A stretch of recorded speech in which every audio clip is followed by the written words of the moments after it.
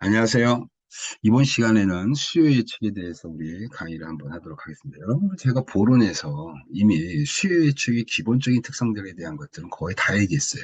이게 우리 책에서 약간 특이한 형태의 좀 여러 가지 그 계산상의 특징 같은 것들이 좀 차이가 있는 것들이 있어서 그런 부분들을 중심으로 좀 또 설명을 좀 하도록 하겠습니다.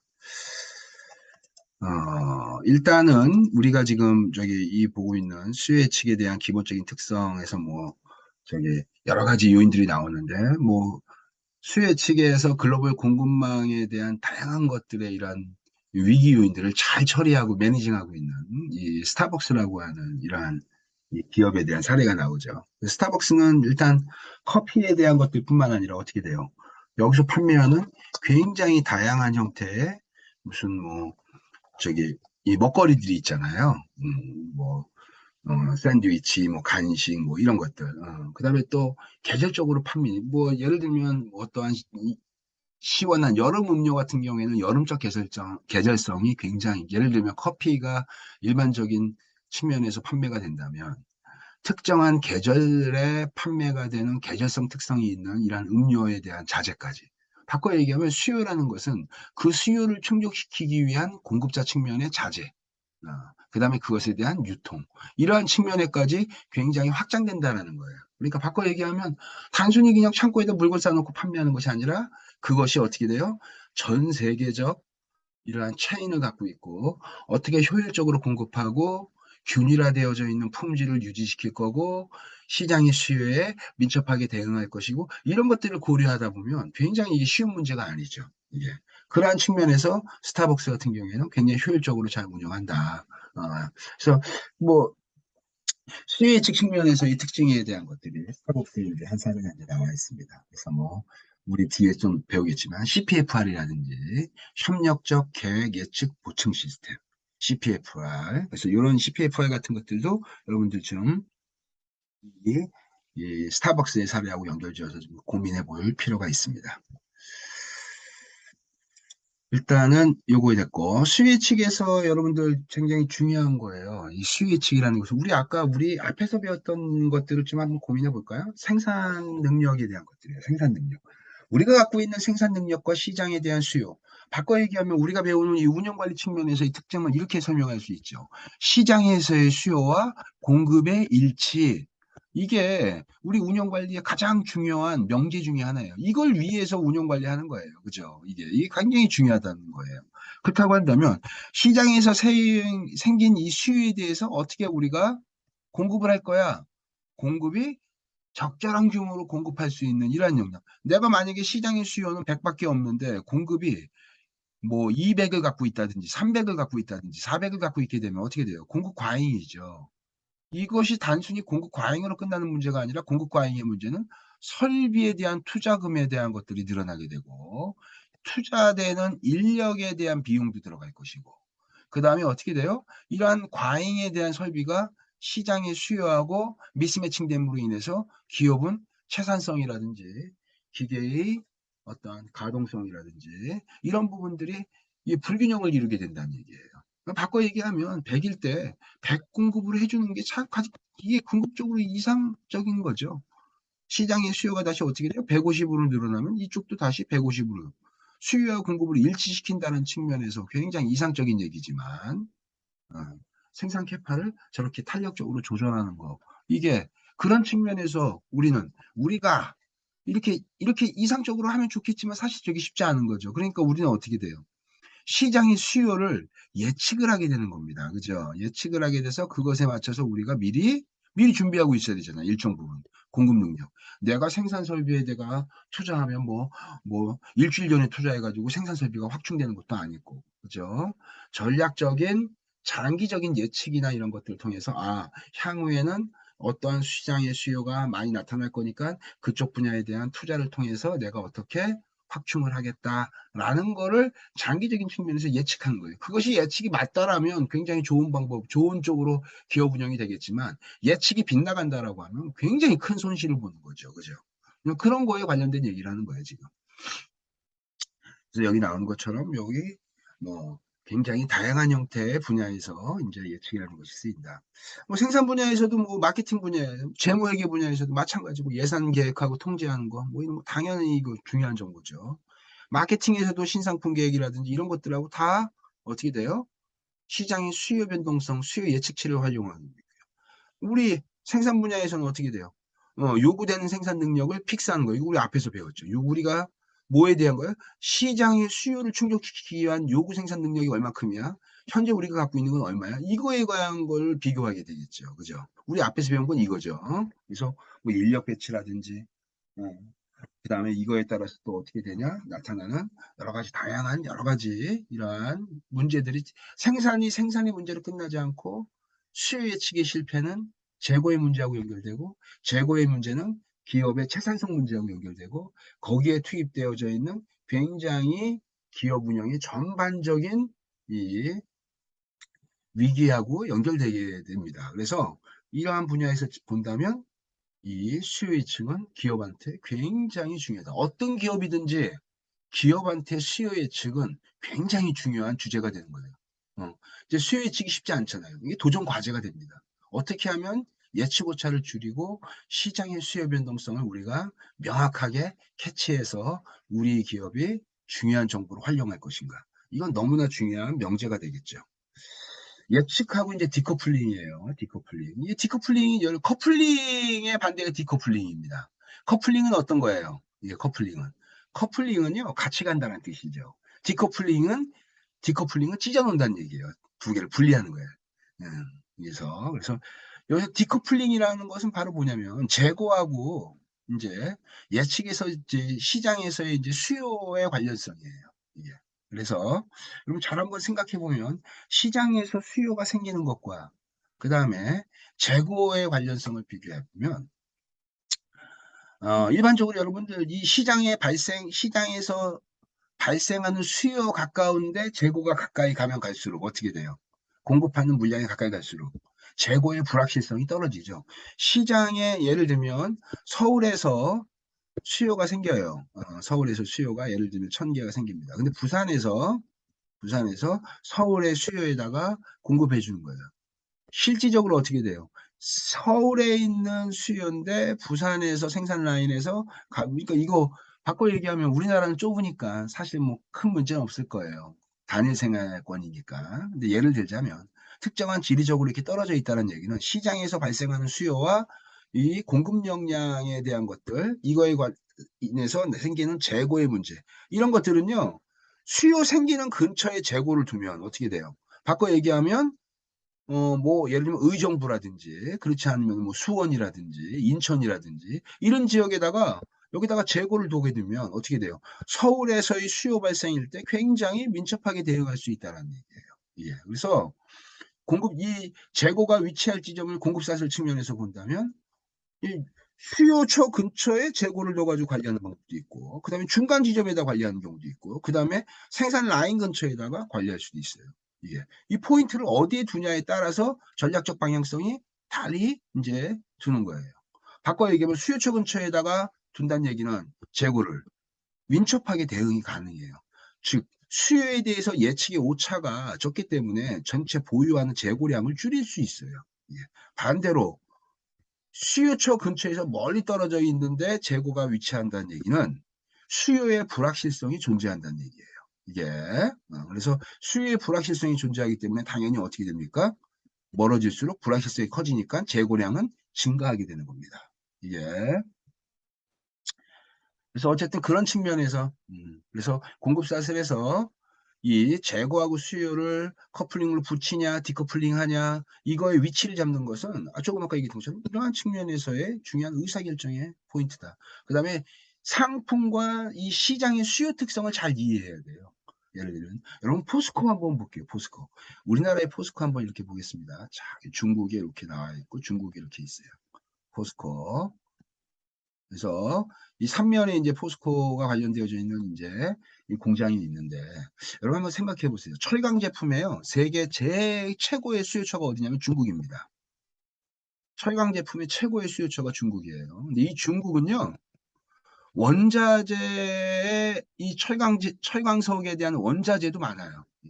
이 포스코에 이 원자재 철광석을 공급하는 데가 어디 있냐면요. 아프리카 쪽이 라인이 하나 있고요. 중국 라인이 하나 있고 남미 쪽 라인이 하나 있어요. 이렇게. 그래서 이 포스코에 철광석을 공급해주는 이 원료 산지가 아프리카 쪽, 그 다음에 남미 쪽, 중국 쪽 이렇게 크게 묶어지게 구분할 수 있는데 여러분 생각해 보세요. 중국에 있는 철광석을 수입해가지고 여기서 철강 제품으로 재련한 다음에 그 제품을 다시 배로 싣고 가서 어떻게 돼요? 중국에다 유통시키는 거예요. 이게 굉장히 이게 그래서 이 포스코의 제품의 이제 여러 기술 수준으로 구분하면 로레벨 예를 들면 우리 공사 현장에서 쓰는 철근 같은 거 있죠. 그건 굉장히 기술이 필요하지 않은 굉장히 아주 로레벨 제품이에요. 철강 제품 중에. 그러니 그냥 단순한 그러한 철근 같은 것들은요. 가격 경쟁력이 맞지가 않아. 중국의 이러한 제품하고 비교했을 때 가격에서 경쟁을 할 수가 없는 거예요. 이게. 그럼 우리나라 어떻게 돼요? 이 포스코는. 가격은 중국에 있는 철강 업체들한테 가격에 이 로레벨 제품들은 기술이 큰 기술이 필요 없으니까 기술적으로 밀리고 반면에 이 포스코가 갖고 있는 아주 고급 기술, 아변 기술이라든지 자동차에 들어가는 아주 이 강판, 얇은 이 철판 같은 자동차용 철판, 아변 이런 것들 만드는 기술이 굉장히 뛰어납니다. 그러니까 그런 제품들을 판매하는 거예요. 근데 문제는 운송비가 원자재 싣고 왔다가 다시 싣고 가서 중국에다 이게 판매하는 거예요. 시장의 가장 큰 수요처가 어디냐면 중국인데. 예. 그러니까 어떻게 돼요, 포스코는? 이걸 줄이기 위해서 포스코가 중국의 산지에다가 아예 어떻게 돼요? 포스코 공장을 이제 설립을 했어요. 그래서 현지에서 원자재를 갖고 와서 취급하고 그걸 가공해서 현지에서 생산하는 형태로, 현지에서 이제 수요의 처에다가 공급하는 형태로 이런 형태로 이제 운영하는 방법이에요. 그게 여기에서 말하는 시장의 수요의 측과 디커플링을 해서 재고를 갖고 어떤 형태로 위치를 잡아가지고 하냐. 이 전략적인 측면에서 의사결정이에요. 예. 그래서 이 디커플링의 포인트는 커플링으로 가냐, 옛 수요와 재고를 어떻게 되냐, 커플링으로 가냐, 그렇지 않으면 좀 떨어지게 디커플링으로 가냐에 대한 것들은 내가 얘기했던 것들은 불확실성이 크기 때문에 재고 수준을 결정하는 데 중요한 영향을 미친다. 그 다음에 의사결정은 어떻게 되냐? 예측 오차하고 생산되는 제품의 형태에 따라서도 영향을 받겠죠. 이게 뭐 재고 확보가 쉬우냐, 원자재 취득이 용이하냐, 그 다음에 소비율이 어떻게 돼요? 빨리 회전되는 것들이 있죠. 창고에서 보존하다가 회전율이 늦은 상품이 있고, 회전율이 높아서 창고에 보관해도 빨리 빠져나가는 이러한 형태의 특징에 따라서 어떻게 돼요? 재고량과 이러한 재고의 위치 이런 것들도 다 결정되게 되는 거죠. 그런 측면에서 이 수요 예측은 이런 재고하고도 관련이 있다. 그럼 다시 한번 볼게요. 우리 이걸 한번 그림으로 도식화 한번 시키겠습니다. 그러면 밖에서 예를 들면 이렇게 되는 거예요. 시장에서 수요가 발생해 이게 그러면 이제 공급 능력이 있죠. 우리의 공급 능력. 공급 능력은 뭐하고 관련이 있냐면 시장에서의 수요 능력하고 관련이 있어요. 그죠? 이게. 그래서 우리가 시장의 수요를 기반으로 공급 능력에 대한 것들을 예측하고 여기에다가 투자를 하게 되는 거죠. 이게. 그 다음에 이 수요에 대한 것들은요. 그래서 우리는 공급 능력을 할 때 뭘 보냐면 예측을 하게 되는 거예요. 시장의 수요에 대한 예측. 그래서 이 예측을 통해서 어떻게 되는 거냐? 예측을 통해서 수요에다가 일치시키게 하는 거예요. 공급 능력. 이 공급 능력을. 근데 예측이 만약에 예측의 오차가 커져가지고 빗나갔다라고 하면 이제 두 가지 문제가 생기는 거죠. 하나는 바로 뭐예요? 재고의 문제가 난다든지. 반대일 수도 있어요. 재고가 아니라 아예 어떻게 돼요? 결품이 되는 거죠. 결품. 음. 시장에서의 수요가 굉장히 높은데 예측을 잘못해가지고 이게 수요와 공급이 있다면 수요가 훨씬 큰 거야. 공급이 지금 안 돼. 그래서 어떻게 돼요? 공급을 제대로 못 해주는 거야. 그냥 출시하면 그냥 바로 빠져나가. 이렇게 솔드아웃 돼가지고 공급에 문제가 생기는 경우. 이런 부분이죠. 지금 우리나라 자동차 산업 같은 경우에 이런 부분들이 굉장히 많잖아요. 이게 그래서 이러한 형태의 특징들이 이제 나타나게 된다. 그래서 어쨌든 그러한 측면으로 봤을 때 이 재고, 수요 예측 이런 것들이 다 공급 능력 밀접한 연관성이 있는 하나의 주제다. 그래서 이거의 재고 그러니까 수요 예측, 재고에 관련된 거, 재고에 관련된 거 이것과 관련된 게 여러분 뭐예요? 바로 서플라이 체인 매니지먼트에서 중요한 핵심 주제 중에 하나죠. 이게 수요 예측과 N 재고 이거에 관련된 것들이. 그래서 우리는 재고는 또 이제 배우게 되겠죠. 그래서 어쨌든 수요 예측 방법에 대한 것들을 한번 우리가 이제 보도록 하겠습니다. 뭐 수요 예측 방법은 여러 가지 방법이 있는데 이거 여러분들 이거 내가 앞에서 이제 얘기했던 방법이에요. 간단하게 얘기하겠습니다. 예측 방법은 수요 예측 방법은 수요를 예측하는 방법은 크게 정성적인 방법과 정량적인 방법으로 구분된다.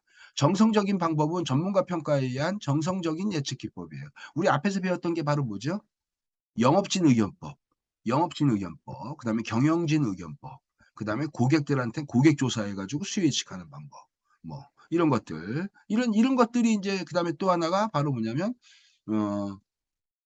브레인스토밍 해가지고 이제 FGI하고 이것과 더불어서 또 뭐 브레인스토밍하고 그냥 전문가들의 의견을 통해서 예측하는 방법. 뭐 그런 형태의 것들이 주로 정성적인 예측 기법이에요. 그래서 정성적 예측 기법에는 대표적으로 전문가 평가법인 델파이법, 그 다음에 경영진 의견법, 영업진 의견법, 뭐, 그 다음에 또 이런 방법도 있어요. 우리 책에 나와 있는 방법이지만, 예를 들면, 내가 시장에서의 수요 예측을 하는데, 예를 들면, 휴대폰이라는 거를 내가, 뭐, 예를 들면, 휴대폰은 좀 어렵대요, 요거는. 좀 어렵고, 뭐를 예를 들까?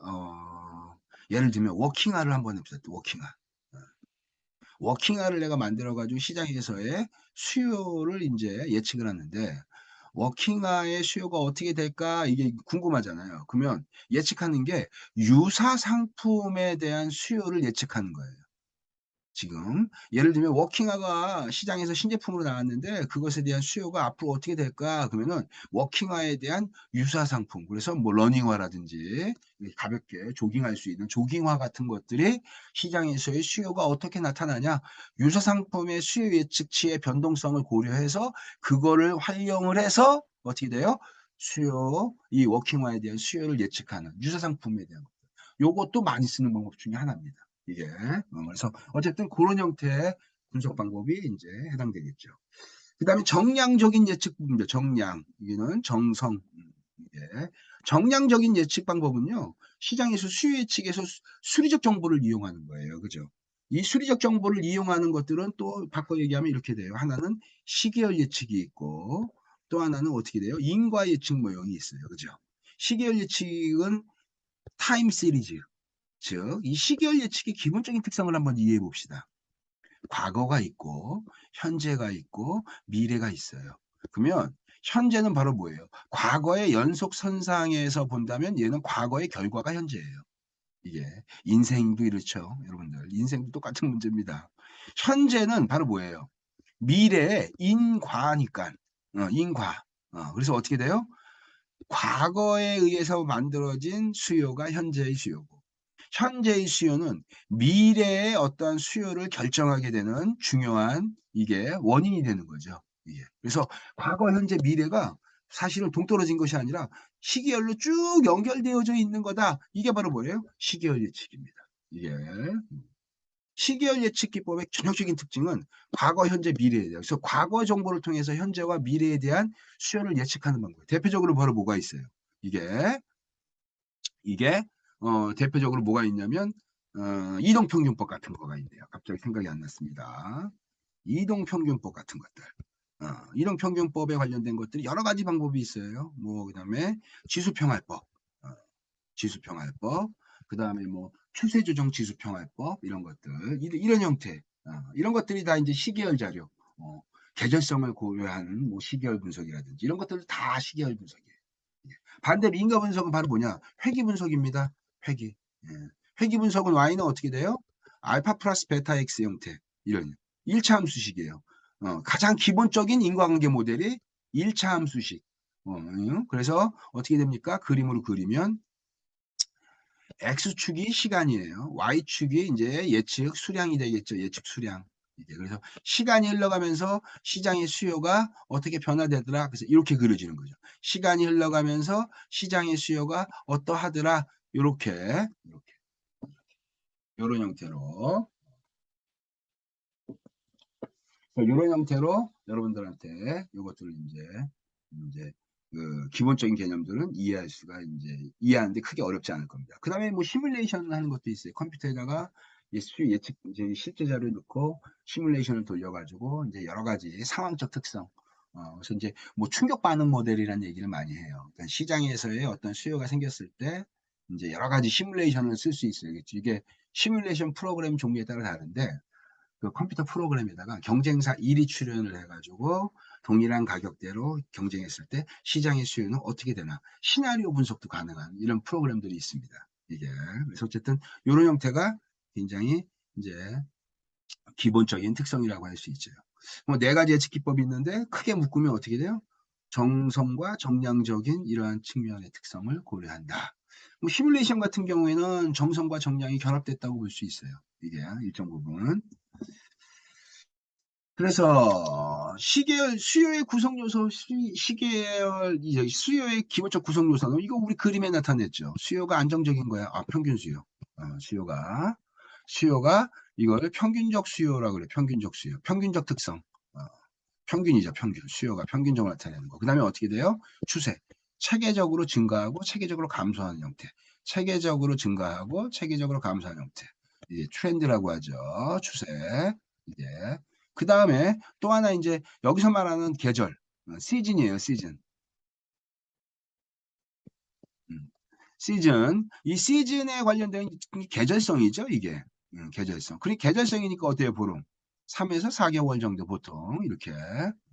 여기서 말하는 순환은 이제 뭐예요? 똑같은데 사이클 이건데 제가 여러분들 이거 순환의 수요의 구성 요소 할 때 뭐라고 얘기했냐면 이렇게 됐어요. 하나가 똑같이 이렇게 반복되는 거예요. 이렇게 똑같이 반복되는데 똑같이 이렇게 반복되는데 이게 봤더니 어떻게 되냐? 여기서 계절성은 X축의 시간이 X축의 계절성을 나타내는 계절 요인은 시간이 어떻게 되냐면 이게 굉장히 단기간이에요. 주단, 뭐 주단이라든지 월단이라든지 이렇게 굉장히 짧은 기간 동안 수요가 어떻게 돼요? 반복적으로 나타나는 패턴이 있는 거예요. 바꿔 얘기하면 이것도 사이클이네. 이것도 사이클이죠. 똑같은 게 자꾸 반복되잖아요. 그죠? 이게. 그러니까 예를 들면 내가 월요일 저부터 일요일까지 고객의 수요를 예측해 봤더니 월요일 때는 저점에 찍다가 쭉 올라오다가 금요일, 토요일, 일요일에서는 어떻게 돼요? 그러니까 서서히 이렇게 수요가 완만하게 오다가 목요일, 금요일, 토요일에서 수요가 이렇게 훅 떠버리는 거예요. 이렇게 훅 떠요. 이렇게 뜨고 일요일 날 돼서는 수요가 어떻게 돼요? 반대로 일요일 날은 쑥 사그라드는 형태의 제품의 특성이 있다. 그럼 이게 주 단위로 반복되는 거예요. 그럼 이렇게 되겠죠. 일주일 동안 수요가 월화수 오다가 목요일날 사이클이 뜨고 그래서 일요일날 돼서 감소했다가 그 다음 주 또 일주일에는 어떻게 돼요? 월요일서부터 서서히 오다가 목요일에 떴다가 일요일에 감소되고 그 다음 주 되면 또 어떻게 돼요? 서서히 오다가 떴다가 감소하고 반복되잖아요. 이것도 일주일 단위로. 그러니까 이것도 사이클이다. 이렇게 생각하면 절대로 안 된다. 이게 이게 이제 반복되는 순환이라는 게 일종의 순환 사이클이라고 생각하면 되는데 이 반복되는 주기의 특성이 굉장히 짧아요. 주단이라든지 그렇다면 월단이라든지 이런 형태로 이게 뭐 심지어는 어떻게 돼요? 뭐 상반기 뭐 분기 같은 것들 뭐 이렇게 분기 3개월 뭐 3개월 4개월 단위로 분기로 쪼개가지고 이렇게 분석했더니 어떻게 돼요? 이러한 형태가 나오는 이게 바로 뭐예요? 이게 계절성이에요. 계절성. 반대로 순환 이론은요. 순환 이 사이클 나타나는 거는 똑같이 이렇게 반복되는데 이 패턴이 이렇게 반복되는 패턴이 장기예요. 장기. 1년 이상의 어떤 큰 형태의 트렌드. 이게. 어. 그래서 1년 이상의 큰 변화가 나오는 거예요. 그래서 뭐 제가 뭐 순환 경기 이론을 만들어냈던 콘트라이프 예측 곡선이라든지 미국의 경기가 45년에서 60년 사이클로 저점을 찍었다, 고점 찍었다, 저점 찍었다 이렇게 해서 과거 200여 년 동안 주가와 경기의 지수를 반영 조사를 해봤더니 일종의 반복하는 패턴이 나타나더라. 그거는요, 여러분 시간을 길게 해가지고 이 패턴을 보려고 쫙 1년, 2년, 3년, 뭐 5년, 3년 이렇게 보지 않으면 이 패턴이 안 나타나요. 이게. 그래서 이 장기의 측면에서의 반복되는 특성을 뭐라고 하냐? 이거 순환 사이클이라고 이제 순환되는 사이클적인 특성이라고 얘기합니다. 그 다음에 또 하나는 불규칙 변동. 불규칙 변동은 굉장히 어떻게 돼요? 랜덤하게 나오는 거예요. 시간이 흘러가면서. 그래서 수요는 기본적으로 어떤 거다? 평균, 추세, 계절, 순환, 불규칙. 이 5가지가 기본적으로 다 뭐예요? 구성 요소예요. 기본적으로. 모든 수요는 어떻게 되냐? 이 5가지 중에서 최소 2가지 이상을 갖고 있다. 그래서 여기서 자기상관성이라는 건요. 모든 수요에 다 들어가 있는 거예요. 자기상관성. 자기상관성은요. 수요가 반복될 때 자기가 복제되는 거야. 바꿔 얘기하면 내가 뭐라 그랬냐면 목요일서부터 금요일, 토요일이 수요가 증가한다 그랬어요. 그러면 1주차에 이러한 패턴이 나타나면 수요의 반복적인 특성을 고려할 때 1주차, 2주차, 3주차에서도 똑같이 목요일, 금요일, 토요일의 수요가 증가되는 형태의 특성이 나타난다는 거예요. 복제가 되는 거죠, 이게. 즉 바꿔 얘기하면 목요일, 금요일, 토요일의 수요는 1주차의 이러한 수요의 특성과 2주차의 수요의 특성과 3주차의 수요 특성이 자기 복제되는 거야. 즉 바꿔 얘기하면 수요의 변동성이 특정한 패턴이 반복적으로 나타나게 되는 거죠. 이게 바로 뭐예요? 이게 바로 자기상관성입니다. 내가 갖고 있던 특성들이 나타나요. 모든 수요에는 일정 부분 자기상관성이 어느 부분이 있어요. 자기상관성이니까 어떻게 돼요? 상관관계가 어떤 형태가 나타나냐. 과거에 했던 것들이 미래에 발생하는 수요하고 상관관계가 존재한다는 얘기예요. 이게 그러니까 코릴레이션이 이제 오토 코릴레이션이 발생해가지고 이게 복제되듯이 이제 패턴이 나타난다는 얘기예요. 이거는요 거의 모든 수요에서는 정도의 차이만 있을 뿐이지 자기 상관성이 없을 수가 없어요. 자기 상관성이 없으면 랜덤이야. 이게 그죠? 모든 수요는 이 과거에서부터 현재가 미래가 연결되어 있기 때문에 일정 부분 자기 상관성이 발생한다. 자기 상관성의 관련성의 강도의 차이가 일 뿐이지 강도 차이, 즉 1.0 그대로 복제되는 거죠. 그죠? 이게 그래서 그 자기 상관성의 크기에 대한 것들이 정도 차이만 존재할 뿐이 다 존재하게 된다. 있다라는 걸 이해하면 됐고 그래서 어쨌든 수요의 기본적인 요소는 이렇게 자기 상관성은 수요가 갖고 있는 통계적인 이러한 변동성의 특성을 얘기하기 때문에 이거는 여기 모든 수요에 다 들어가 있는 거예요. 이게 그래서 기본적으로 수요의 패턴적 특성을 나타낸다면 5가지. 이 중에서 2가지는 무조건 모든 수요에 2가지 이상은 포함되어 있다. 그 다음에 수요에 대한 추세를 볼게요, 선생님. 저기 추세에 대한 수요. 예측 모형을 개발할 때 여러분들 어떻게 돼요? 과거의 수요를 보는 거예요. 과거의 수요.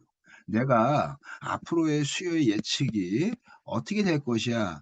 이것을 내가 예측하고 싶어요. 그러면은 미래에 대한 예측이죠. 미래에 대한. 미래에 대한 예측은 무엇부터 시작한다? 과거 정보에서부터 시작하는 거예요. 과거의 정보가 아까 얘기했던 대로 월, 화, 수, 목, 금, 토일. 이렇게 나오면 어떻게 돼요? 1주차에도 예를 들면 5주차, 5주 과거 전에도 이런 형태가 나타났어. 4주 전에 봤더니 어떻게 돼? 또 이렇게 오다가 목금토 이렇게 목금토가 또 나오네.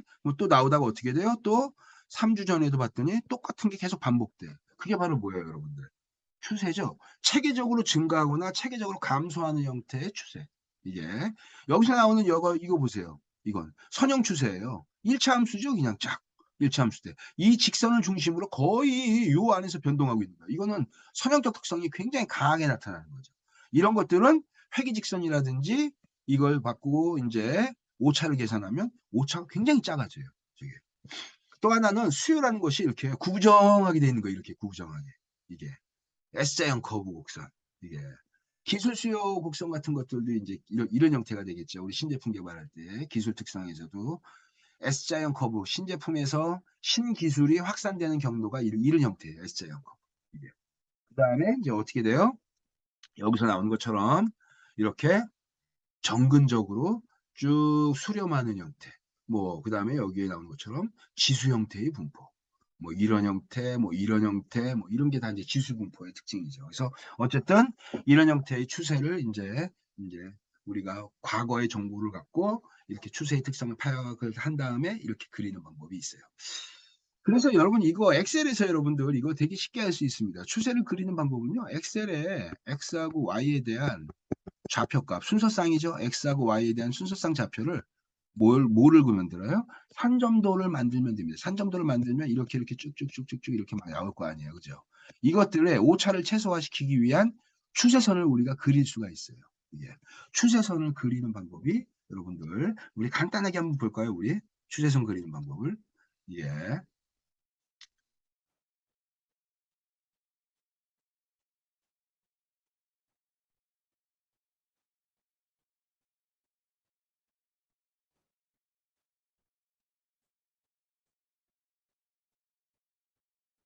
여러분 다음과 같이 이렇게 음, 제가 여행자 수와 t가 이렇게 시간이 이제 1년치죠. 1년치의 과거 여행자 수가 이렇게 여행자 수가 있는 거예요. 요걸 갖고 이제 쭉 이제 블록을 잡고 삽입해 가서 제가 이제 여기서 차트를 그림을 그릴 겁니다. 그림을 그리는데 어떤 걸 그리냐면 산점도를 봅시다. 어이구야. 산점도 여기 있네요. 산점도에서 요거 갖고 이렇게 봤더니 수요가 이렇게 되는 거예요. 그러면 제가 여기다가 마우스 오른쪽에다 딱 이게 클릭하면 얘가 선택되지요?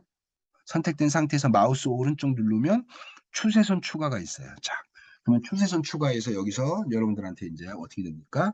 선형 추세를 딱 하고 내가 여기다가 이제 여기다가 수식을 차트에 그러면 여기에 1차함 수식이 나옵니다. 회기식이죠. y는 알파 플러스 베타 x의 식이 여기에 쭉 이렇게 나오게 돼 있어요. 이제 그 다음에 여기서 추세를 그리는 것과 우리 이거 다시 추세를 이제 다시 딴 것도 한번 우리 그려봅시다. 내가 여기다가 이제 마우스 오른쪽 집어넣고 추세선을 추가하는데 제가 어떻게 하냐면 여기다가 곡선을 추정할 거예요. 곡선. 그래서 여기다가 내가 지수 형태의 지수 형태를 내가 집어넣겠다. 뭐 아니면 선형을 넣겠다. 로그를 넣겠다. 이 곡선이 지금 추정되죠? 이렇게 여러분들 여기에. 이게 그래서 이게 여러 가지 이러한 형태로 차수를 내가 늘려볼게요. 차수를 이렇게 늘려봅니다. 이렇게 차수를 5차수로 그러니까 5차 방정식 같은 게 되는 거죠. 이렇게 차수를 늘림으로 인해서 시장의 수요에 이렇게 쭉 변곡되게 거의 일치하는 형태의 수요죠. 이게 이런 형태에 있을 때 수식을 차트에다가 딱 집어넣으면 다음과 같이 이렇게 여기에 수식이 이렇게 딱 뜹니다. 그러면 어떻게 돼요? 우리 x의 값에다가 시간의 x값이 x축이 시간이니까 발생 가능한 12개월이니까 내년도 13이에요. 그럼 13의 수요는 어떨까? 그리고 여기다 13에다가 다 이제 x에다가 13을 집어넣어 가지고 하면 y 예측값이 딱 나오는 거예요. 이게 바로 뭐예요? 과거의 자료를 피팅을 시키면서 수요를 예측하는 방법 중에 하나입니다. 이렇게 해가지고 수식에다가 그대로 입력하니까 어때요? 너무 편리하죠. 이렇게 그래서 이렇게 수식을 만들어낸 다음에 이 수식에다가 실제 값을 집어넣어 가지고 앞으로 향후에 나타날 예측선을 이제 예측하는 거예요. 그래서 여기다가 값을 집어넣을 때마다 수요는 어떻게 돼요? 이 사이클의 특성이 반복돼서 나타나요. 이렇게. 이제 뒤쪽은 이제 X의 함수식이니까 쭉 증가하는 형태가 나타나겠네요. 그죠? 예, 그래서 그런 형태의 특성으로 이제 쉽게 예측할 수 있습니다. 그래서 어쨌든 이런 측면에서 추세에 대한 특성들을 이렇게 쭉 간단하게 이해할 수가 있어요. 시계열 분석해가지고 여러분들 뭐 3개월 이내, 중기는 3개월, 2년 뭐 이렇게 쭉 나와 있고, 장기는 뭐 2년 이상의 미래 예측하는 거, 이런 것들은 학자마다 약간씩의 이 기간에 대한 것들은 보는 관점이 달라요. 그래서 일반적으로 단기는 6개월 미만, 예. 그다음에 중기 같은 경우에는 이제 2년이라고 얘기했지만 여러분 2년 예측에 중기 계획에서 2년 이상, 1년 이상의 예측은요. 빗나갈 가능성이 농후해요. 특히나 어떤 분석에서 시장에서의 수요 예측에서요. 이게. 그렇기 때문에 보통 최근에는 이러한 시장 상황을 고려했을 때 제품과 시장의 수요 특성에 따라서 기간이 잠시 달라집니다. 사실은. 그래서 6에서 12개월 정도 보통 이렇게 보고 여기는 1년 이상 이렇게 특징들을 고려한다. 그래서 시계열 예측 기법을 갖고 이제 보면 예측 대상을 이제 예측 대상 기간을 선정하는 거예요. 과거의 정보를 갖고 얘기하는 거죠. 과거의 정보 12개월로 할 거야, 24개월로 할 거야, 36개월로 할 거야. 그래서 과거의 정보를 내가 어떻게 활용하냐에 따라서 이 미래 정보도 이제 내가 예측하는데 예측의 오차를 줄이는 정보로 이제 이걸 활용하겠죠. 뭐 자료에 대해서 가용성. 내가 이거를 허용 가능한 자료냐, 실제로 구할 수 없는 자료냐, 그거에 따라 달라질 수 있는 거예요. 뭐 예측의 정확도. 이거는 뭐 아무리 강조해도 지나침이 없을 정도로 중요한 내용입니다. 그죠? 예측을 했는데 예측의 정확도를 평가하지 않는다? 이거는 문제를 풀고 답이 맞는지 틀리는지 확인 안 하는 거하고 똑같은 거예요, 이게. 어. 그래서 예측의 정확도는 판단한 예측이 오차가 얼마만큼 돼 예측 오차를 계산하는 거지. 이게 예측 오차를 통해서 이걸. 그다음에 예측에 투입되는 규모가 있어요, 규모. 즉 투입되는 예산은 얼마만큼 할 거야. 바꿔 얘기하면 이렇게 돼요. 과거 정보를 많이 이용하는데 비용이 많이 들어가. 그러면 얘를 많이 활용해서 예측의 정확도가 높아진다면 비용에 대한 것들 고려해 봐야죠. 그죠? 근데 과거의 자료 굉장히 어려운 자료들을 내가 많이 써가지고 돈을 많이 써서 정보를 취득해가지고 이것들을 내가 어떻게 돼? 예측 정보에 했는데 예측의 정확도나 이런 것들이 크게 향상되지 않거나 반영되지 않는다면 굳이 내가 돈을 많이 쓸 필요. 바꿔 얘기하면 과거 정보 같은 것들을 이용하는 게 무슨 뭐 돈이 들까 이렇게 생각하지만 여러분들 과거 정보를 보관하고 있어야 되겠죠. 특정한 과거의 데이터. 예를 들면 내가 우유를 판매하는 전국적인 대리점을 갖고 있는 우유 판매상이에요. 그러면 여러분 어때요? 우유를 판매하고 있는데 하얀색 흰 우유만 판매하는 것이 아니라 바나나 우유, 딸기 우유, 초코 우유 뭐 여러 가지 품목이라고 생각을 해보세요. 그걸 그날 판매되는 수요 측치의 정보를 내가 만약에 데이터로 갖고 있다고 하면 그 데이터는 1년만 지나면 어떻게 돼요? 어마어마한 양이 되겠죠. 그것을 몇 년치의 데이터의 수요 예측 데이터, 수요 과거 데이터를 갖고 있다는 얘기는 보관 비용이 들어가는 거예요. 보관 비용이. 이게. 그 다음에 이 보관했을 뿐만 아니라 이걸 어떻게 돼요? 지속적으로 쓸 수 있도록 관리하는 거죠. 보관하고 취급하는 이런 비용들도 다 돈입니다. 이게 그죠? 그래서 어떻게 되냐? 예측이 이 내가 예측의 예상 규모를 어떠한 형태 쓰는데 과거 정보를 활용할 때 많이 활용할 거냐 적게 활용할 거냐 이거에 대한 것들을 잘 기준 잘 잡아야 돼요. 예를 들면 예측이 안정적이에요. 현재 시점이 여기 있습니다. 먼 과거와 가까운 과거에 대한 정보들의 변동성이 거의 없어요. 그러면 과거도 이렇게 수요가 평균적으로 안정적이었다면 미래의 수요도 안정적일 거라고 예측하는 거예요. 그래서 어떻게 돼요? 수요가 안정적이니까 많은 자료를 쓰면 쓸수록 어떻게 돼요? 예측 오차가 작아져요. 과거의 것들이 그대로 전혀 얘가 반영되기 때문에 이게 그래서 이렇게 수요가 안정적일 때는요, 여러분 어때요? 과거의 정보를 과거의 정보를 많이 쓰면 쓸수록 그대로의 반영되기 때문에 데이터를 많이 확보해서 비용이 많이 들지 않는다면 이런 형태로 예측할 수 있어요. 근데 반대로 수요가 여러분 수요가 스테이블하지 않아. 불안전성에 변동성이 커. 이렇게 요동을 치요. 이렇게. 이게 과거예요. 여기 현재 시점입니다. 현재의 수요가 어떻게 될지 다 예측해야 돼. 이게. 근데 수요가 굉장히 이렇게 변동성이 심한 형태의 수요예요. 이거는요, 여러분 어떻게 돼요? 과거의 긴 자료를 가지면 가질수록 어떻게 돼요? 이 변동성의 특성이 이게 변동성이 크니까 밖에 앞으로 나타날 수요의 측면에서도 이 변동성이 어떻게 나타날지 이 불확실성이 커지는 거예요. 이때는 과거 정보를 짧게 끊어가지고 이게 즉 예측하는 시점에서 가까운 과거 정보를 더 많이 비중을 많이 차지하게 해가지고 이제 미래를 예측하는 방법을 쓰는 거예요. 이게. 그래서 어쨌든 예측할 때 투입되는 과거 정보에 대한 이 보관 비용, 취급 비용, 뭐 이런 것들, 전체 예측 예산에 대한 것들의 규모 이런 것들을 충분히 고려해야 된다. 이거 다 돈 들어간다는 얘기예요. 예측에. 그 다음에 뭐 인력 이런 것들, 전문적인 인력을 갖고 있는 것 이런 것들도 중요한 얘기가 될 수 있죠. 예측은 아무나 하는 게 아니잖아요. 그죠? 전문적인 시견을 갖고 있는 사람이 예측하겠죠. 단순이동평균법에 뭐 가중이동평균법, 지수평활법 이런 여러 가지 방법들이 여러분들 이렇게 쭉 이제 이거 다 배우는 방법이죠. 이미 보론에서 다 설명했던 내용이죠. 이거 다. 이게. 그다음에 과거 자료를 몇 가지 취하냐? 이거 이상 되는 자료도 활용합니다. 이거는 어떻게 돼요? 일반적인 기간에 대한 자료일 뿐이에요. 사실은 과거 5년치, 10년치 자료도 활용할 수 있어요. 시계열 분석할 때. 이제 어떠한 특성이냐에 따라서 달라지는 거예요. 단순 이동 평균법은 자료의 패턴이 안정적일 때 뭐 이런 것들이 포함 안 되고 이럴 때만 주로 쓴다? 그렇지 않습니다. 자료의 패턴이 안정적일 때면 단순 이동 평균법 쓰면 좋지요. 예측의 오차를 작게 하니까. 이게. 근데 어떻게 돼요? 변동할 때도 이동 평균법 쓸 수 있어요. 이게. 변동이 클 때도. 예측 기간도 단기만 쓰는 게 아니다. 장기에도 활용할 수 있다. 장기 1년 이상의.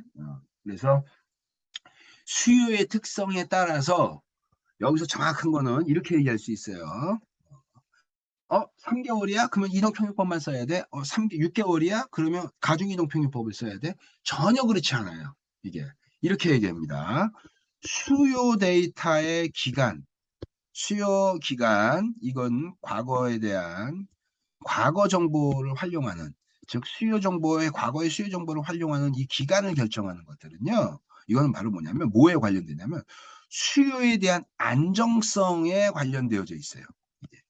수요가 안정적이냐, 안정적이지 않냐, 이거에 따라서 과거의 수요를 얼마만큼 반영할까 할 것이냐가 결정된다는 얘기예요. 이게.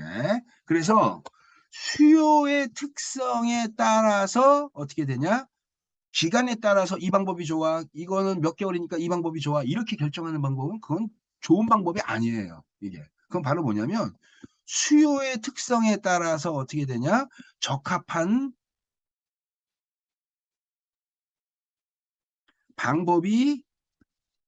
방법을 결정하게 된다. 수요에 취해서.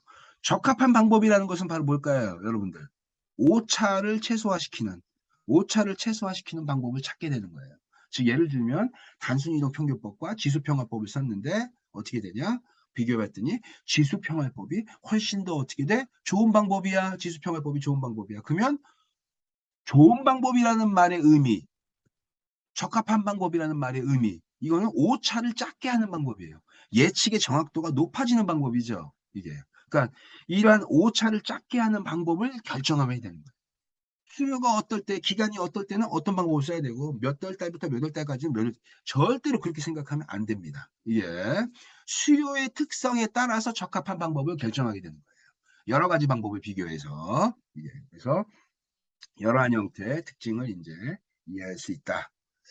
단순이동평균법 여러분 너무나 간단한 거죠. 단순이동평균법. 1월달, 2월달, 3월달, 4월달, 5월달 이렇게 해서 여기 뭐 10, 15, 16, 17, 뭐 18 이렇게 돼 있어요. 그러면 3개월 이동평균법은 3개월 이동해가지고 4월달에 첫 번째 예측치. 그죠? 그러면 5월달 예측치는 어떻게 만들까? 앞에 시점에 3개. 이렇게. 그럼 어떻게 되는 거예요? 첫 번째 예측치는 1월달, 2월달, 3월달에 평균 내가지고 4월달 예측치.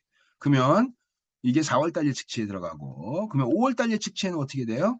5월달은 예측하는 시점에서 앞에 3칸이니까 하나, 둘, 3칸. 2, 3, 4월달에 이렇게. 요 칸이 어떻게 되는 거예요, 여러분? 칸이 옆으로 3개씩 이렇게 밑으로 이렇게 3개씩 밀리는 거죠, 이렇게 3개씩.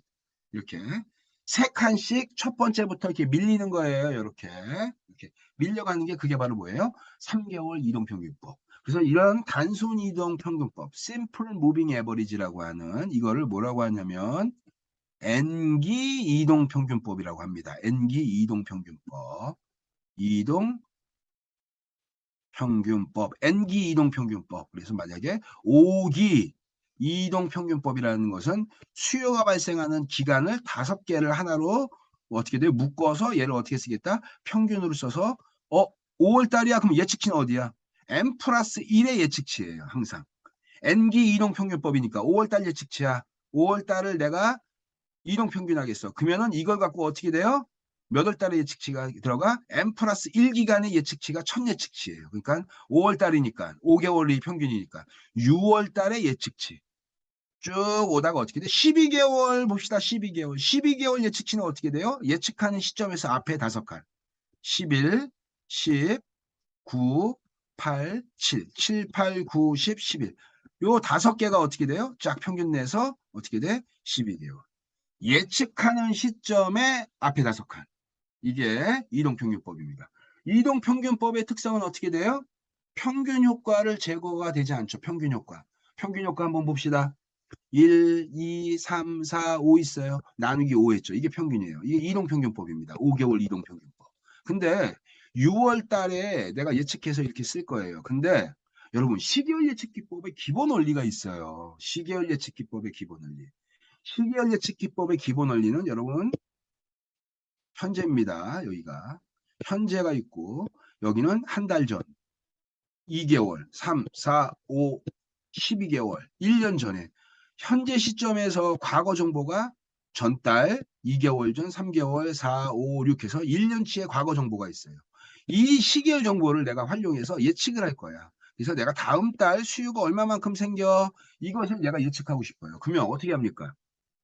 예측하는 시점에서 수요가 발생한다 그랬잖아요. 시장에서의 수요가. 이 수요에 가장 가까운 과거 정보가 어떻게 돼요? 바꿔 얘기하면 오늘 떡볶이 내가 떡볶이 장사야. 오늘 떡볶이 얼마만큼 팔릴까?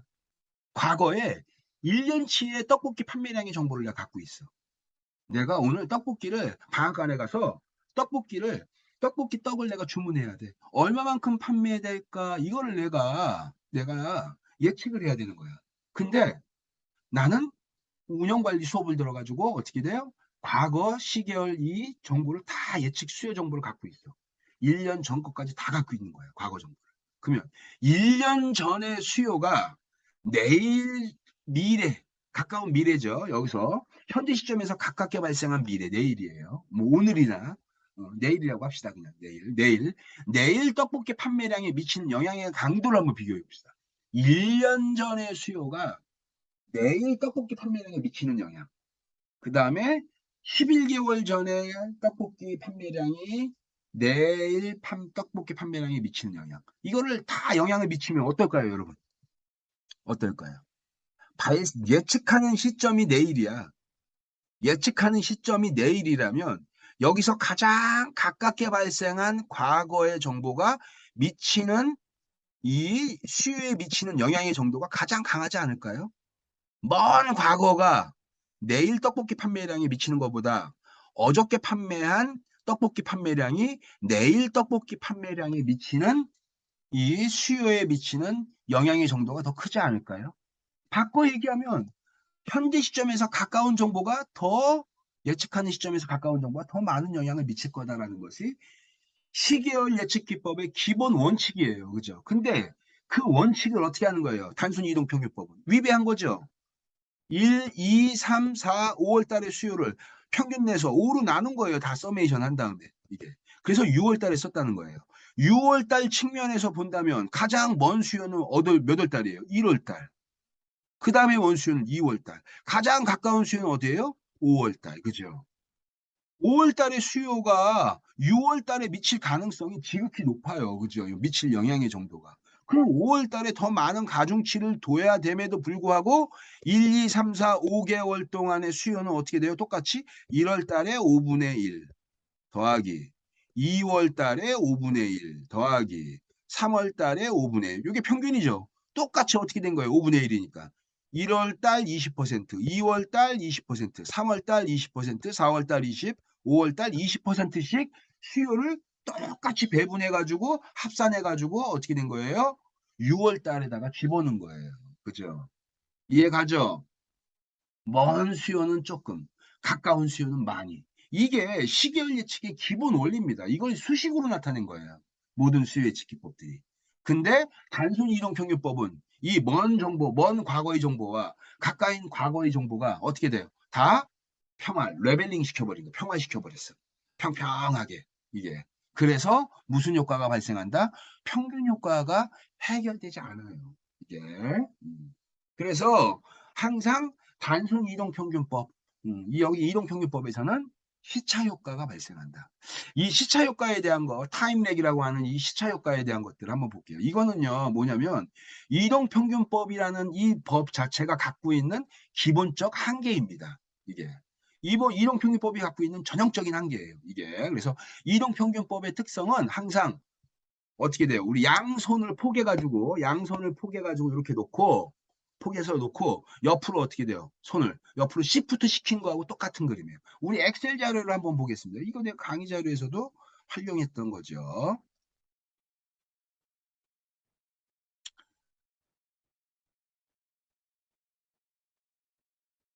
보세요, 여러분들. 이 까만색 정보는 실제 정보입니다. 그 다음에 노란색 정보는 바로 뭐예요? 2개월 예측이에요. 2개월 예측. 이동평균법에서 가장 작은 게 2개월이죠. 근데 어떻게 돼요? 모양이 거의 유사하죠, 까만 거하고. 그러면서 기간을 내가 늘렸어요. 2개월, 5개월, 8개월, 12개월. 기간을 쭉 늘렸어요. 기간을 늘리면 늘리면 늘릴수록 평활, 레벨링 되는 거야. 평평하게. 어떻게 돼요? 12개월 늘렸더니 거의 직선이 가깝죠. 그죠? 실제 수요는 어떻게 되는 거예요? 이렇게 날카롭게 변동성이 크게 발생하는 수요임에도 불구하고 어떻게 되냐? 기간을 길게 잡으면 저렇게 관통하는 직선 형태가 나타나더라. 이게. 그러면서 이 노란색 선을 볼게요. 노란색 선은 어떻게 돼요? 첫 번째 예측치가 몇 월 달에 찍힐까요? 2개월 이동평균법은 N기 이동평균법은 N 플러스 1기간의 수요 예측치가 첫 예측치가 딱 찍힌다 그랬어요. 그죠? 그러니까 N기 이동평균법이니까 어떻게 돼요? 3개월 차에 딱 들어오겠죠. 그죠? 이게 그래서 어떻게 됩니까? 1월 달, 2월 달에 이게 평균 내서 3월 달에 들어오는 거예요. 손바닥 그림을 마주치고 있다가 옆으로 손바닥 그림을 옆으로 이렇게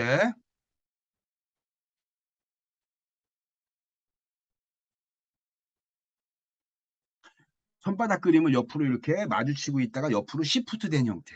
어, 그런 형태하고 똑같은 거죠. 옆으로 어떻게 돼요? 포개지는 그림이 옆으로 약간 밀린 거예요. 이게 시차죠. 저게 시차 효과예요.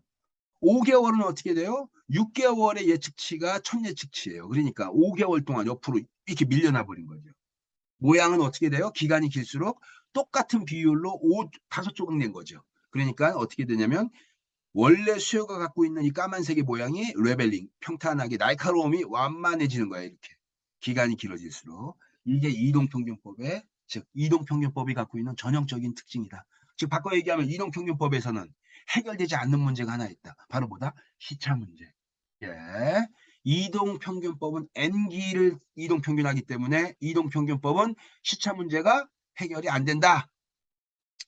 그래서 여러분들 어떻게 했어요? 이걸 갖고 우리 가중이동평균법이 있죠. 가중이동평균법. 예.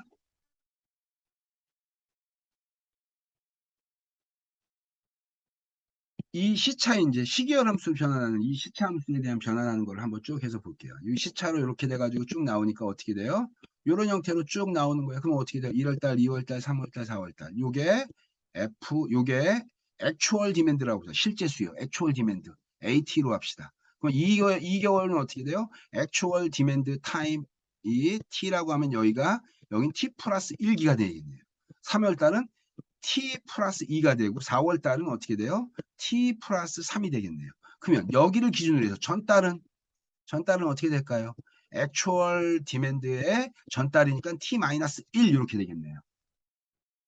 그 앞에는 또 어떻게 돼요? 앞에는 T의 마이너스 2 이렇게 돼요. 요 시차함수 쓰는 거 잘 기억하세요. 요거 시차함수 이렇게 쓰는 거. 이게 그래서 이동평균법은 어떻게 되냐? 다 더해서 어떻게 되냐? 근데 보세요, 이렇게 예측하는 시점이 t예요. 근데 액추얼 디맨드는 t-1부터 들어와 있네. 그래서 t-n 이렇게 돼 있는 거예요. n기니까 5개월 이동평균법이야. 그러면 어떻게 되는 거예요? 시차에서 내가 6월 달에서 5월 달 빼니까 어떻게 돼요? 먼 과거.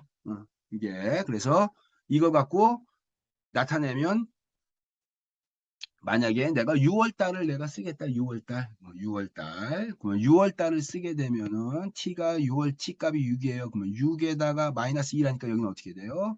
가장 가까운 거고 5월 달, 4월 달, 3월 달, 2월 달, 1월 달 이렇게 되겠죠. 예측하는 시점에서 바로 앞에 있는 거 6월달 예측이면 5, 4, 3, 2, 1 이렇게 돼가지고 이렇게가 평균 내가지고 n으로 나누는 평균이죠. 이렇게 돼서 그래서 이런 형태로 이동평균법 한다. 너무 단순하다. 이거 넘어가겠다. 이런 예제는 그냥 더하면 된다. 예를 들면 3주 이동평균이야. 단위가 주네요. 그러면 어떻게 돼요? 이렇게 평균 내서 3주니까 어떻게 돼요? 첫 번째 예측치 n 플러스 1.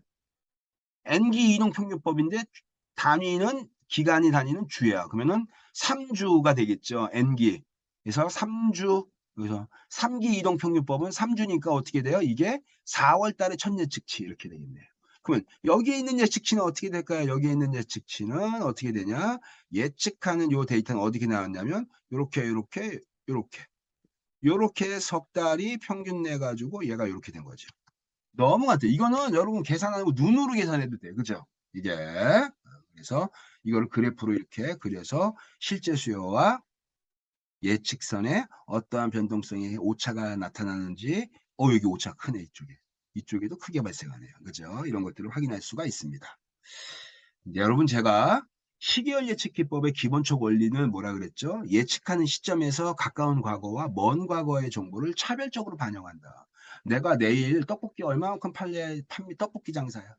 내일 떡볶이 얼마만큼 팔릴까? 이걸 내가 예측하고 싶어. 그러면 내가 과거 정보를 많이 갖고 있어. 그러면 예측하는 시점에서 바로 어저께 팔린 떡볶이 양만큼만 내가 오늘 준비하면 돼요. 그죠? 일반적으로. 이게 바로 어떻게 인간이 갖고 있는 사고 체계는 은 예측할 때 가까운 과거 정보가 리마인드 돼요. 이게 사고 체계의 이게 휴리스틱적인 특징이야. 이게. 그래서 가까운 정보를 예측한 시점에다가 더 많이 반영하고 먼 과거는 먼 과거가 1년 전의 수요가 내일 수요의 떡볶이 판매량에 미치는 가능성은 굉장히 미비하겠죠. 그죠? 그걸 반영하는 방법이에요. 그래서 내가 예를 들면 1월달, 2월달, 3월달, 4월달, 5월달이라고 합시다. 이거에 대한 가중치를 일반 단순 이동 평균법, 단순 이동 평균법 여기서는 어떻게 됐어요? 얘 0.2, 그죠? 5분의 1. 얘 0.2, 얘 0.2, 얘 0.2, 얘 0.2 이렇게 집어넣는 거예요. 5기에서. 이거를 나는 똑같이 이렇게 주는 게 이거 싫어. 가까운 정보 6월달 예측치에 가까운 값을 더 많이 집어넣을 거야. 그래서 어떻게 돼? 여기가 0.3, 여기는 0.2, 여기는 0.1, 뭐 0.05, 뭐 이런 형태로 쭉 해가지고 가중치 합을 몇을 만들어준다? 즉 서메이션의 웨이트, 가중치는 항상 1이 나오게 만들어줘야죠. 그죠? 그래서 이거를 가까운 과거는 이만큼, 먼 과거는 굉장히 적게 이렇게 그래서 전체 이거를 가중치를 할당을 하는 거예요. 가중치는 누가 할당하냐? 이거는 예측하는 예측자가 가중치 비중을 조정을 해서 가까운 과거는 많이, 먼 과거는 적게. 이게 전형적인 가중치의 기본적인 특성입니다. 그래서 어쨌든 가중치를 계산하면 이렇게 되겠죠, 여러분들. 이걸 식으로 나타내면 xi 값이 있는데 그 xi 값에다가 어떻게 돼요? 웨이트를 붙이는 거예요. 그래서 곱해서 서메이션 하면 그게 바로 뭐가 된다? 그게 예측값이 되는 거예요. 이게 그래서 여기서 t 플러스의 즉 포캐스팅 t 기간의 예측값은 어떻게 돼요? t-1 기간의 웨이트 1, 그 다음에 t-2 기간의 웨이트 2. 바꿔 얘기하면 ft가 여기 있다면 이 바로 앞 기간이 바로 뭐예요? t의 마이너스 1이 되겠죠. 여기가 at가 되겠죠. 똑같이 at가 되고 여기가 ft가 되니까 앞에 있으니까 t-1에다가 웨이트 1 집어넣고 a의 t-2에다가 웨이트 2 집어넣고 요거 이렇게 곱한다는 얘기예요. 그래서 곱해서 썸한다. 이렇게. 근데 내가 문제를 봤더니 일부 학생들은 어떻게 돼요? 이거를 다 합쳐서 곱해. 이렇게 곱해. 곱한 다음에 어떻게 돼요? 이거를 합칩니다. 합친 다음에 나누기 어떻게 돼요? 이거를 5개월이니까 5로 또 나눠요. 이거는 왜 나눈지 모르겠습니다. 실제로 여러분들 답안 보니까 이렇게 나눈 학생들이 있어. 왜 나눴지? 이미 가중치가 여기 어떻게 돼요? 이거를 10분의 3, 그죠? 10분의 3, 이게 10분의 2, 10분의 1 이렇게 다 들어가 있는데 가중치가 지금 여기. 예. 그래서 이렇게 나누는 학생들이 있습니다. 나누면 안 됩니다, 여러분들. 나누는 학생들이 있어서 내가 이거 필요 없는 얘기를 여기서 실제로 실수하는 것들을 얘기해 주는 거예요. 가중이동평균법. 가중이동평균법에 우리 실제 예제를 한번 보면 우리 그림을 한번 보겠습니다. 여러분 단순이동평균법과 달리 어떻게 돼요? 가중이동평균법 3기, 5기, 그 다음에 8기를 넣었어요. 봤더니 아까보다 어때요, 여러분들? 굉장히 부드러워졌죠? 굉장히 이게 부드러워지면서 실제 수요에 민첩하게 붙는 형태가 돼요. 즉 가까운 과거는 많이, 먼 과거는 반영하는 예측 시점에서 먼 과거는 조금, 가까운 과거는 많이. 이게 시계열 예측 기법의 기본 원리라고 그랬어요, 여러분. 이거 절대로 잊으면 안 됩니다. 모든 식은 여기에서 출발하는 거예요. 가까운 과거는 많이, 먼 과거는 조금. 이게 그래서 이런 형태로 변화된다. 그럼에도 불구하고 여러분들 없어지지 않은 게 하나 있어요. 바로 뭐예요? 시차 효과죠. 시차 효과 안 없어지네. 시차 효과 안 없어져요. 그죠? 시차 효과. 왜? 이동평균법이니까. 시차 효과. 3기 이동평균법이니까 어떻게 돼요? 4개월의 예측치가 찍히네. 6기 이동평균법이야? 그럼 6기니까 7월 달에 예측치가 첫 예측치가 지키네. 옆으로 시프트 돼버리죠. 이렇게 기간별로. 그 시차 효과는 어떻게 된다? 없앨 수가 없다. 이동평균법이 갖고 있는 특징 중에 하나다. 엑셀이 공유가 안 돼 있네요. 다시 엑셀로 보면은 이게 바로 이제 가중 이동평균법이죠. 단순 이동평균법보다 어때요? 이렇게 시프트가 이게 좀 돼 있긴 하지만 굉장히 부드럽게 실제 모양하고 유사하게 달라붙죠.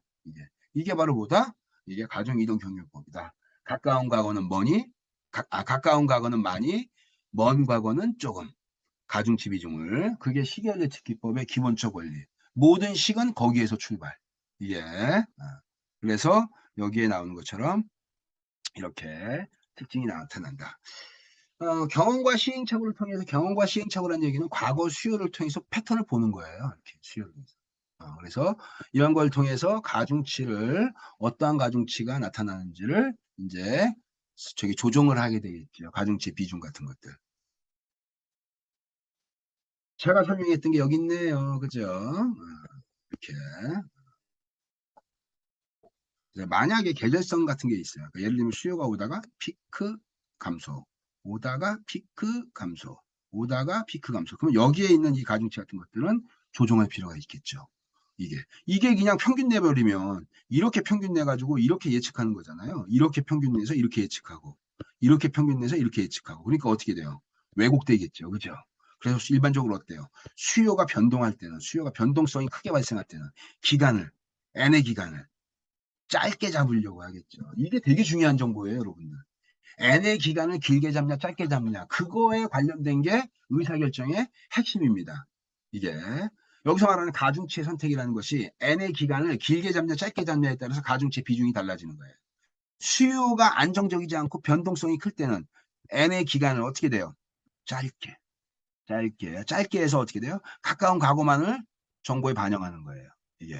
그 다음에 수요가 안정적이야. 그러면 어떻게 돼요? 기간을 길게 잡아도 어떻게 돼요? 안정적이기 때문에 오차가 작아요. 변동 오차가. 그러니까 이걸 갖고 어떻게 돼요? 예측 오차가 작아지는 형태로 그대로 활용해서 긴 기간을 가보면 예측 오차를 작게 해주는 그런 형태가 있다. 이게 바로 가중치에 관련되어진 부분입니다. 다시 n의 크기의 문제는 뭐에 관련되어져 있다? 이동평균법에서 n의 크기의 문제는 뭐에 관련된 거다? 이게 수요의 안정성하고 관련되어져 있는 거다. 이거 별표. 이거 되게 중요한 거예요. 수요가 안정적이냐? 그럼 n의 사이즈를 짧게. 수요가 변동성이 크냐? 그러면 어떻게 돼요? 잘못 얘기했습니다. n의 크기와 수요의 안정성이 관련된 건데 수요가 안정적이야. 그러면 어떻게 돼? n의 크기를 길게 해도 좋죠. 근데 수요가 변동성이 커. 그러면 어떻게 돼? n의 사이즈를 작게. 이게 바로 뭐예요? 이게 n의 크기를 결정하는 문제는 이동평균법에서 몇 기간으로 해야 돼? 이거는 수요의 안정적이냐 안정적이지 않냐에 따라서 n의 크기를 조정하는 거예요. 이게 지수평활법. 지수평활법 가로 열고 쓰자. 얘 뭐다? 발전된 이동평균법. 이동평균법이다. 발전된 이동평균법. 이동평균법인데 굉장히 발전된 형태의 이동평균법. 근데 이동평균법이면서도 이동평균법이란 말을 안 써. 지수평활법이라는 말을 씁니다. 그래서 우리 이 지수평활법이라고 쓰는 말의 특징은 여러분들 제가 뭐라고 얘기했냐면 강의에서 이미 앞에서 이제 보는 강의에서 얘기했어요. 수익의 패턴이 어떻게 돼요? 우리 식 갖고 얘기하면 되겠죠. 식 갖고. 여러분 이 식을 한번 우리 전개해서 봅시다. 우리 일반적으로 쓰는 식이 이렇게 해요. 요건 어떻게 돼요? 내가 T기간의 예측값은 앞기의 예측값 더하기 알파. 요걸 뭐라고 하냐면 알파를 평활상수라고 합니다. 평활상수. 일종의 뭐예요? 이게 가중치죠. 가중치. 이 평활상수의 특징은 바로 뭐냐면 오차를 고정해 주는 값입니다. 오차를 조정해 주는 거예요. 실제 값하고의 오차를 보정해 주는 값의 크기가 이 알파 값입니다. 근데 봤더니 액추얼 디맨드 T 기간인데 앞기간의 실제 수요에서 앞기간의 예측값을 뺀 값에다가 이렇게 알파를 붙였어요. 이거 여러분 이거 한번 식을 전개해 봅시다. f의 t는 어떻게 되냐? f의 t-1 플러스 알파의 액추얼 디맨드의 t-1 마이너스 알파의 f의 t의 마이너스 1 이렇게 됩니다. 이걸 다시 ft-1 있고 여기 t-1이 있네. 여기를 묶어버려요. 이렇게 묶어버려요. 그럼 이렇게 되겠죠, 여러분. ft는 어떻게 됩니까? 알파의 액추얼 디맨드의 t-1. 요거 잘 보세요. t 기간인데 앞기의 실제 수요야. 실제 수요. 요거 더하기 1 마이너스 여기 알파네. ft로 묶어버리는 거예요. ft-1로 묶어버리는 거예요. 1 마이너스 알파에 f의 t의 마이너스 1 이렇게 되겠죠. 이게 바로 뭐예요? 지수평활법 공식입니다. 이게 지수평활법.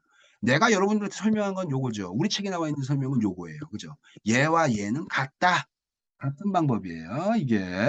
그래서 FT는 이 방법으로 쓰는 게 여러분 더 이해하기 편합니다. 이 방법을 쓰는 게. 저 이 방법을 이 수식을 보면 여러분들 쉽게 이해할 수 있어요. 이걸 제가 좀 더 여러분들한테 구체적으로 한번 설명해 보도록 하겠습니다.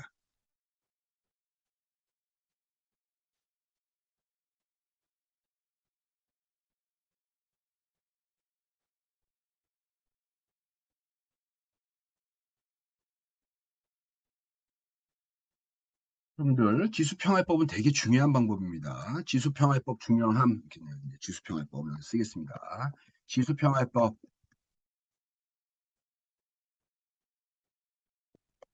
매우 중요. 이거 매우 중요합니다.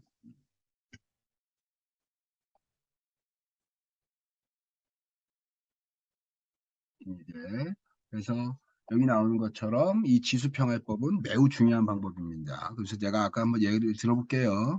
F의 T의 예측값을 FT 뭔지 모르지만 어떠한 T 기간의 예측값은 어떻게 되냐면 알파 곱하기 액추얼 디맨드 T-1기에 이렇게 되고 뭔지 모르지만 1 마이너스 알파 이 식을 쓰세요 여러분들.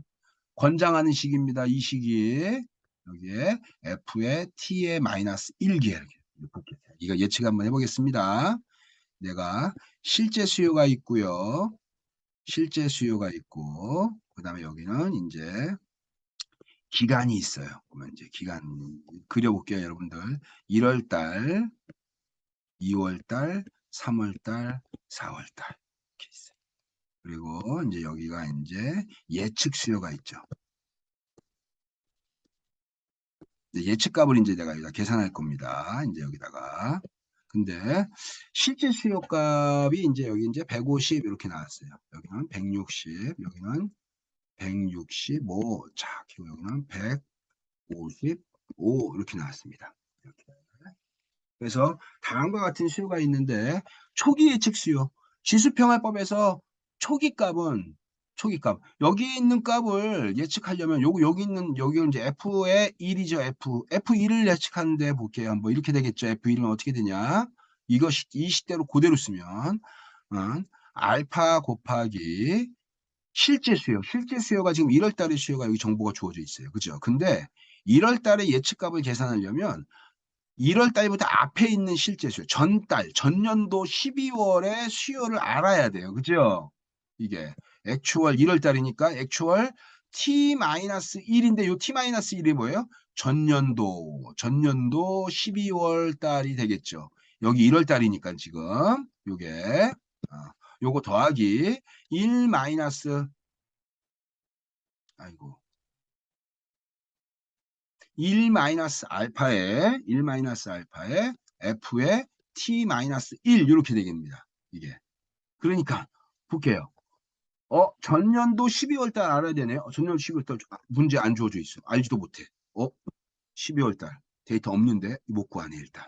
1 마이너스 알파니까 알파 값 어떤 값을 내가 주어졌다고 칩시다. 그럼 거기서 뺀 다음에 앞기에 있는 뭐예요? 앞기에 있는 예측치도 하나 알아야 돼.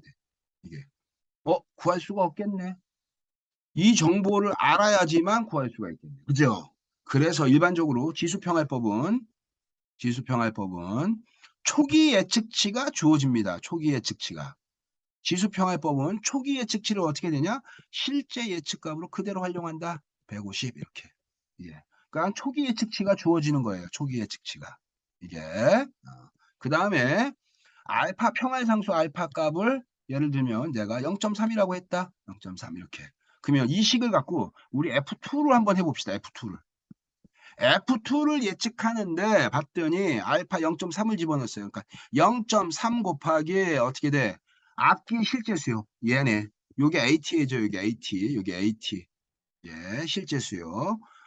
F2야 여기가. 그 T-1이니까 어떻게 돼요? 얘는 1월 달이네. 1월 달에 실제수요. 150이 들어옵니다. 150이. 150 더하기 여기 어떻게 돼요? 1-0.3이니까 여기 0.7이 되겠죠. 그 다음에 FT 앞뒤의 예측값 요걸 그대로 갖다 쓰는 거예요. 이렇게 곱해서 여기다가 150. 그럼 볼게요. 2월달 예측치를 한번 설명해 볼게요. 2월달 예측치는 예측하는 시점에 바로 앞에 실제 수요를 30% 반영하고 30% 반영하고 실제 수요를 30% 반영하고 실제 수요가 나타내지 못하는 부분을 1-알파 값을 갖고 내가 어떻게 되냐? 앞기의 예측치에다가 어떻게 되냐? 앞기의 예측치에다가 70%를 내가 여기다가 반영하겠다. 이렇게 뜻이. 바꿔 얘기하면 여기에 있는 거 0.3 실제 수요를 내가 0.3 반영해서 이렇게 쓰고 실제 수요가 반영하지 못하는 수요의 변동성을 앞기간의 예측치에다 내가 70% 할당해가지고 내가 여기다가 이거를 반영하겠다. 이 얘기예요. 이게. 그래서 이거는 하나 어떻게 돼요? 실제 값을 반영하는 방법. 이거는 어떻게 돼요? 앞기의 예측 값을 반영하는 방법. 이렇게 딱 구분해서. 그래서 식은 어떻게 되냐? 항상 이런 형태로 요걸 기억해라. 요거 절대로 잊지 마세요. 책에 나와 있는 것보다 제가 설명하는 요거하고 똑같은 식이지만 소식을 이해할 때 너무 좋은 방법이에요. 이게. 그러면 다시 우리 어떻게 하면 될까요? 우리 여기에 있는 예측 F4를 한번 예측해 볼까요? F4. F4의 예측값은 0.3 곱하기 어떻게 돼? 실제 수요의 165에 30%만 반영할 것이고 더하기 어떻게 돼? 얘가 설명 못하는 부분들은 내가 앞뒤의 예측치로 설명하겠다. 이게 그래서 여기에다가 0.7 곱하기 F의 3개월의 예측치를 내가 포캐스팅의 예측치를 70% 반영할게요. 이 얘기예요. 이게. 즉 어떻게 되는 거예요? 실제 수요가 반영되는 파트, 하나는 예측값으로 반영하는 파트. 사실 이걸 분해하면 여기에 끝없이 실제 수요가 들어가 있겠죠. 그죠? 실제 수요가. FT, F3에는 어떻게 되어 있어요? F2가 몇 퍼센트 들어가 있어요? 여기가 마찬가지로 30% 들어가 있겠죠. 그러면 F2에는 어떻게 되어 있어요? F2에는 당연히 F1이 또 어떻게 돼요? 여기에 또 30%가 들어가 있고요. 그러면 30%, 30%, 30%, 30% 이렇게 계속 들어가는 거겠죠. 그거에 0.7%니까 어떻게 돼요?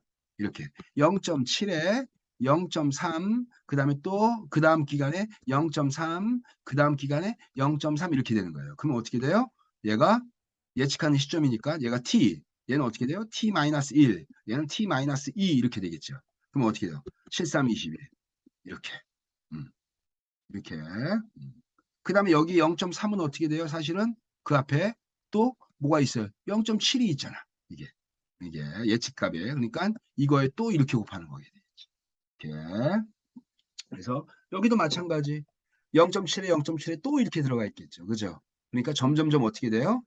예측하는 시점에서 내가 T 플러스 1기간에 예측하는 거야. T 플러스 1기간에 예측이면 T 플러스 1기간이야. 그러면 앞으로 가니까 T기간, T-1, T-2, T-3 이렇게 되면 T기간에 0.3이야. 그러면 그 다음에는 어떻게 돼요? T기간에 0.3이니까 그 다음에 들어가면은 0.21에다가 이걸 그러니까 0.14야. 14 이렇게.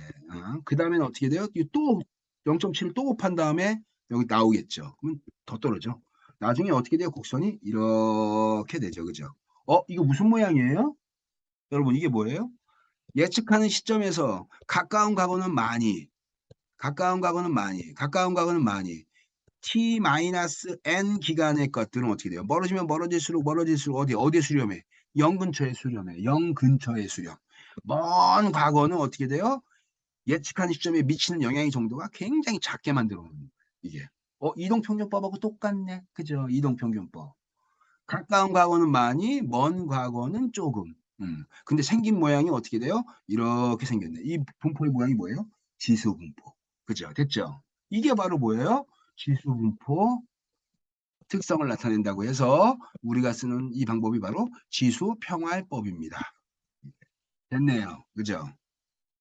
그래서 어쨌든 지수평활법까지 하고 이게 또 이어서 이제 하도록 하겠습니다.